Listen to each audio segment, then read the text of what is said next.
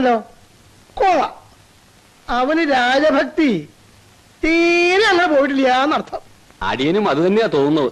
താൻ പോണോ കൊശവൻ വക്കീലെ, മുഖ്യൻ കള്ളനാ. അതുകൊണ്ടാ നോം വിളിക്കുമ്പോഴേ ഓടി വരുന്നത്. ആ നമ്മുടെ കിരീടമല്ലേ പോയിട്ടുള്ളൂ, പ്രതാപം പോയിട്ടില്ലല്ലോ. നോമാണോ അവനാണോ മുന്തിയ കള്ളനെന്ന് ഇന്നറിയാം.